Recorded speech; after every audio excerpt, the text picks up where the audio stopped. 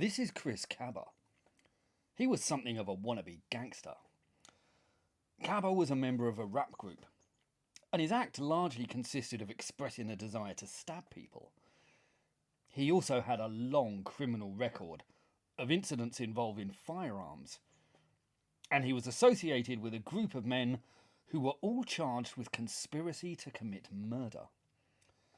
In September 2022, Cabba was spotted in a stolen vehicle, wanted in connection with that shooting. He was tailed, and a roadblock was set up. Officers on foot were at the scene, and when confronted with the roadblock, Cabba accelerated his car and tried to ram them. One of the officers discharged their weapon, and Cabba was fatally injured. Considering his track record, we may consider that that's no great loss. And I can think of few better reasons for pulling the trigger than being directly threatened by a speeding vehicle. But the officer who shot Cabba has now been charged with murder, largely under direct pressure from London Mayor Sadiq Khan, who's done nothing to curtail stabbings in London, but who seems desperate to hamstring the police.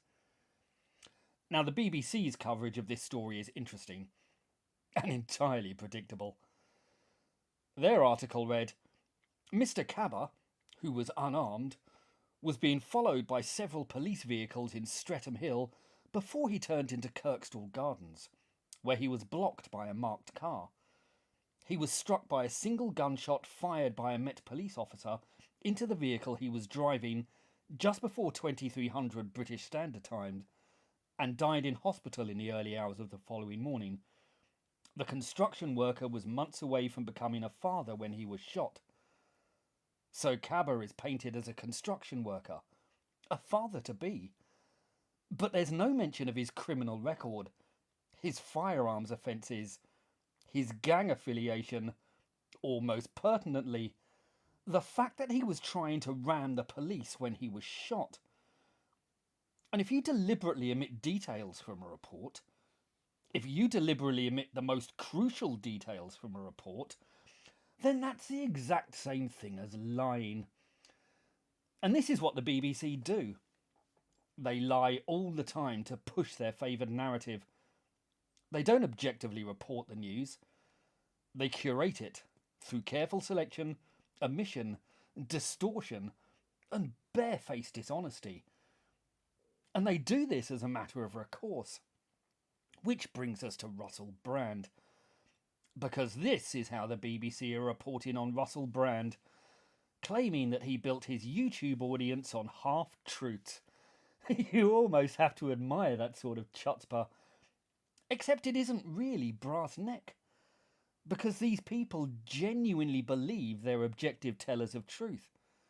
They're utterly blind to their own gaping flaws. Now, I have no idea if Russell Brand is guilty of sexual assault, but an awful lot of people have immediately decided that he is, despite the fact that he's not been convicted. I mean, no charges have even been brought. This is the definition of trial by media, and we've literally just seen how reliable the media is. In the 16th and 17th centuries, they had witch trials, where accusation alone was considered proof of guilt.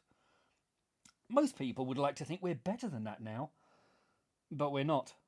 We've not progressed at all. Left-wing Twitter immediately started comparing Russell Brand to Fred West. But worse followed. With no proof at all beyond anecdotal, journalist-led testimony, YouTube demonetised Brand's channel. And Britain's Tory government, who surrendered to left-wing identity politics years ago, pressured Rumble to do the same. To their credit, Rumble told them to naff off, and it's a crying shame that their audience is minuscule in comparison to YouTube. But there you go. All these organs perpetually sneer about right-wing conspiracy theories. But when the BBC, Channel 4, Google, and the British government all conspire to try and defame and silence one of their critics on the flimsiest of evidence, it really doesn't look good. especially if you lie all the time, as they continually do. But like the Chris Cabba incident, they just can't see it. They're utterly blind to their own flaws and hypocrisy. And Lawrence Fox forgot about these appalling double standards. Fox made some unpleasant comments about Ava Evans on GB News, sneering that no man would want to shag her. And he was monstered. The tattered remnants of his career will be destroyed. But what happens when the boot's on the other foot? When it's the icons of the identity politics left who are abusive? Well, Joe Brand said we should throw acid in Nigel Farage's face. And that was fine. Sophie Duker said we should kill white people. And that was fine. Priyamvada Gopal bragged about her desire to kneecap white people. And that was fine too. It's also worth pointing out that Lawrence Fox had only been so distasteful and sexist because Ava Evans had been making derogatory remarks about men. But of course, it's fine when she does it. If you're part of this smug elite, you can pour the vilest abuse on the dead. You can scream hate at a man at his own mother's funeral. You can continually spread bigotry and threaten violence. And you'll never face any consequences.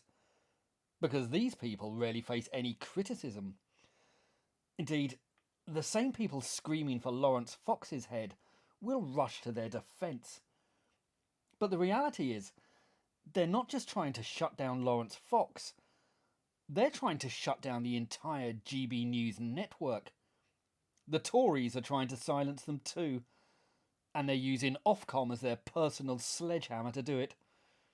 All this, of course, happened quicker than you can say cancel culture doesn't exist. Because this is the great divide in our society. If you're on the left, you can be as abusive and bigoted and hate-filled as you like. You can scream the vilest invective and threaten violence with impunity. But if you're not, you better watch your mouth, or they'll most assuredly get you. And that's why the cowardly Tories have sided with the intolerant bullies.